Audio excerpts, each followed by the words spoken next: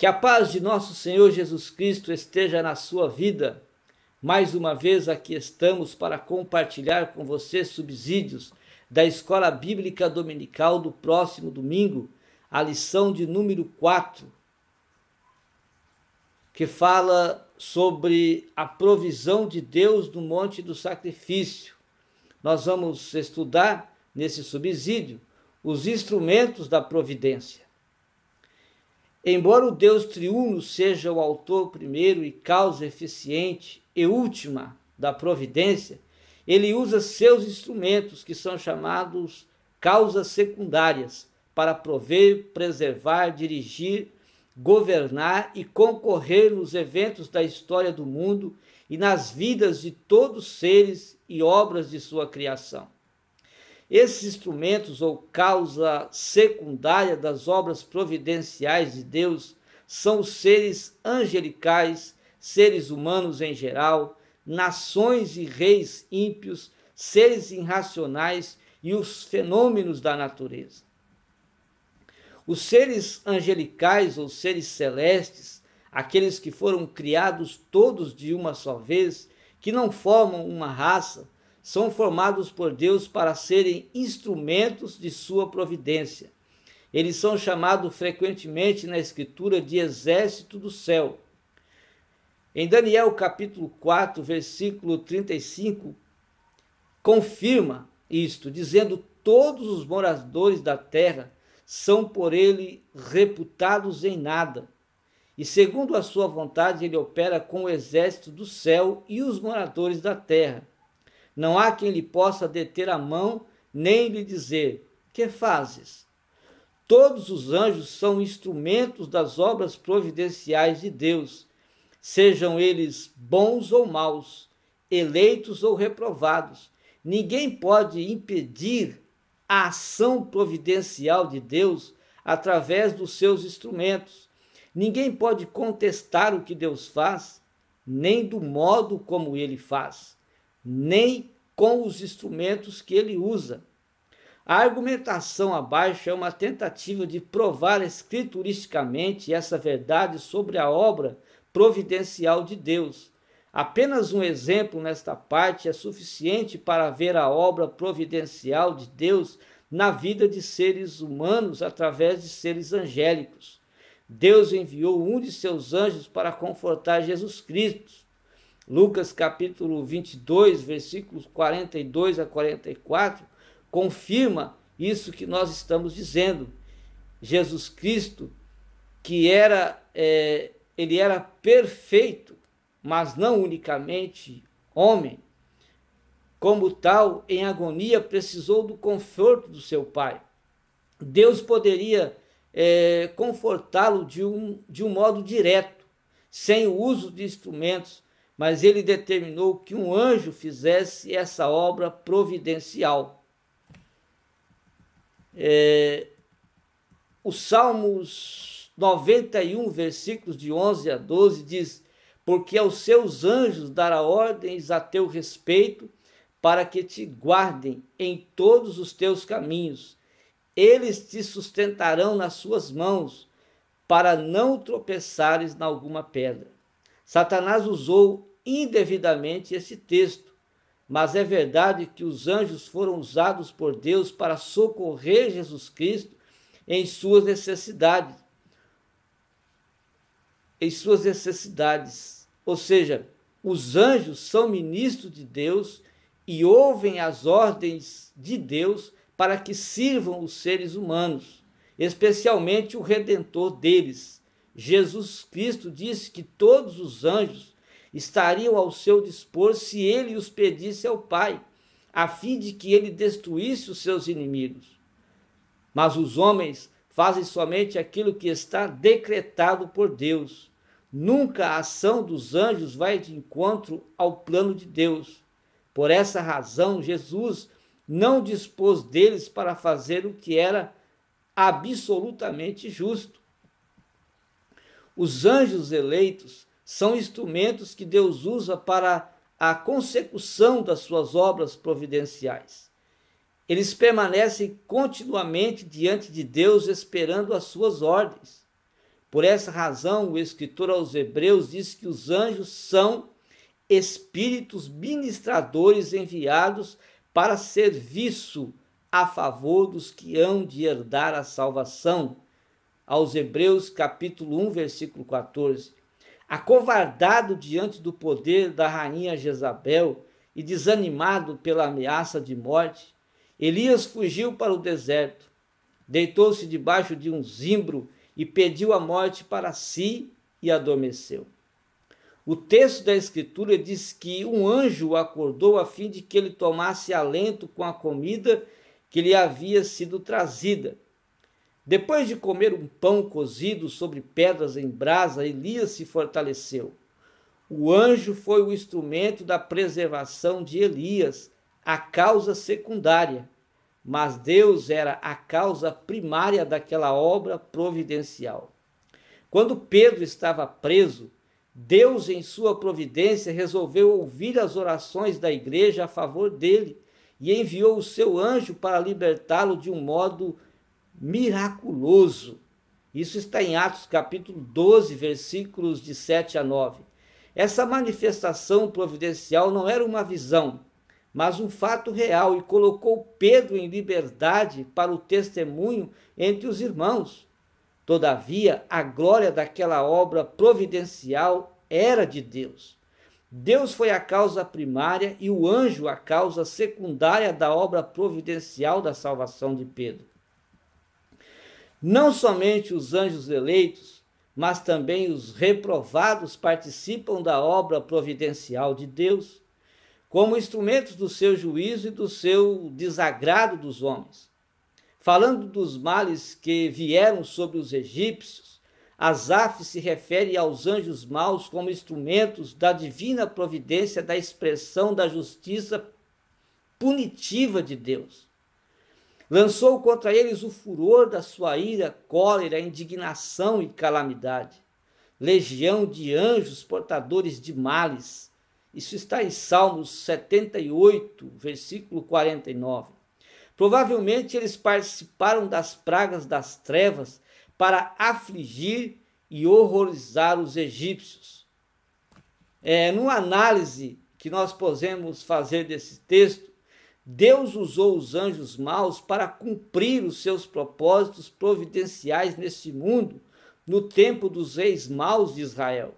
É o caso dos anjos maus que operam no tempo do rei Acabe. No primeiro livro de Reis, do capítulo 2, versículos 19 a 23, diz: Vi o Senhor assentado no seu trono e todo o exército do céu estava junto a ele, à sua direita e à sua esquerda. Perguntou o Senhor: quem enganará Acabe para que suba e caiam em Ramote Gileade? Um dizia desta maneira e outro de outra. Então saiu um espírito, se apresentou diante do Senhor e disse: eu o enganarei. Perguntou-lhe o Senhor: com que? Respondeu ele: sairei e serei espírito mentiroso na boca de todos os seus profetas. Disse o Senhor: tu o enganarás e ainda prevalecerás. Sai e faze-o assim. Eis que o Senhor pôs o espírito mentiroso na boca de todos esses seus profetas, e o Senhor falou o que é mal contra ti. Há algumas afirmações muito pesadas nesse texto, de forma que os adversários do conceito formado de providência possuem muita dificuldade de entender por causa do conceito errôneo que possuem da própria administração que Deus tem do mundo. O versículo 19 diz que todos os anjos estavam junto a Deus. Eles são chamados de exército do céu. O texto parece indicar que todos os anjos estão na presença de Deus, no sentido de todos estarem à disposição dele para cumprirem as suas ordens, sejam eles bons ou maus. A tendência nossa é pensar que somente os anjos bons estão em sua santa presença, mas não é isso que o texto diz. Esta interpretação é errônea a menos que entendamos que os anjos bons façam coisas más, como enganar ou mentir, por exemplo. Era propósito de Deus fazer com que Acabe fosse enganado pelos seus profetas, porque havia confusão entre os profetas sobre essa matéria. Deus então toma o propósito de arranjar anjos que se dirigissem aos profetas do rei Acabe para enganá-lo. Lembre-se de que as obras providenciais de Deus incluem os atos maus dos homens e dos anjos. Diante da proposta divina, houve um anjo voluntário que se apresentou para a tarefa de enganar os profetas de Acabe. Perceba que esse anjo é um espírito, como espíritos são todos os anjos, sejam bons ou maus. O versículo 22 mostra a maneira como o anjo haveria de enganar os profetas de Acabe. Um ser santo não poderia praticar qualquer coisa má porque é contra a sua natureza. No entanto, esse anjo se apresenta para ser mentiroso. Deus consentiu na obra providencial daquele anjo e lhe prometeu sucesso na sua obra. Esta é a parte mais dura de explicar aos adversários da soberania divina. O versículo 23 diz que o próprio Deus assume a responsabilidade de ter enganado os profetas de Acabe, pois foi assim que o anjo proclamou conforme o que Deus havia determinado no versículo de número 22. O próprio Satanás, o chefe dos espíritos malignos, é um instrumento. Satanás, ele é um instrumento executor das obras providenciais de Deus na vida dos seres humanos. Deus comissionou Satanás para ser o afligidor das aflições a Jó, tirando as suas posses, filhos e, por fim, a sua saúde. Podemos nós negar que tudo o que aconteceu a Jó seja uma expressão da providência? O próprio Jó reconheceu que tudo o que via dele era obra de Deus. Todavia, Deus usou os agentes secundários para a execução da sua vontade na vida de Jó. Isto ele faz de modo soberano. Deus é Senhor o suficiente para usar as suas criaturas racionais para fazer exatamente o que ele quer, para que os seus decretos providenciais com respeito ao mal sejam cumpridos. Ele usa as suas causas secundárias. Assim, Deus escreve os atos maus da história e faz com que os seus anjos sejam agentes executores secundários dela. A Escritura diz que não somente os anjos, mas também os moradores da terra são instrumentos das obras providenciais de Deus. Daniel capítulo 4, versículo 35. Todos os moradores da terra são por ele reputados em nada, e segundo a vontade ele opera com o exército do céu e os moradores da terra. Não há quem lhe possa deter a mão, nem lhe dizer que fazes. Os homens, os moradores da terra, nas suas mais variadas funções, são os instrumentos para a realização da vontade divina que é inevitável neste mundo. Os reis, os príncipes, os magistrados, são essas autoridades civis, elas são instrumentos de Deus para o nosso bem-estar ou para exercer juízo sobre os infratores da lei. Essa é a prescrição de Paulo sobre esse assunto. Todos eles são ministros de Deus, conforme o ensino de Romanos capítulo 13, versículos de 1 a 7. Não somente as pessoas investidas com autoridade civil ou religiosa são os instrumentos da providência divina.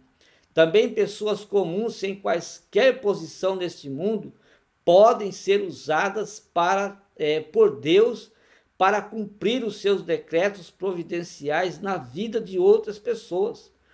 O exemplo bem típico é a viúva que proveu os recursos para a sustentação do profeta Elias.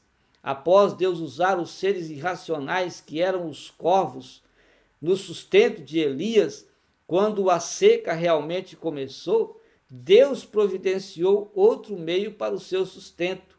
Uma mulher gentílica, sem qualquer expressão na vida do povo, foi usada para cumprir os propósitos providenciais na vida de Elias. Analisando também esse texto muito importante, no livro de 1 Reis, capítulo 17, versículo 9, diz: dispõe-te e vai a Sarepta, que pertence a Sidom, e demora-te ali, onde ordenei a uma viúva que te sustente. Há alguns pontos importantes que precisam ser analisados aqui. A mulher que ajudou Elias era de um povo gentio, da futura nação do Líbano. Esse mostra que o texto mostra que Deus se serve de pessoas que não pertencem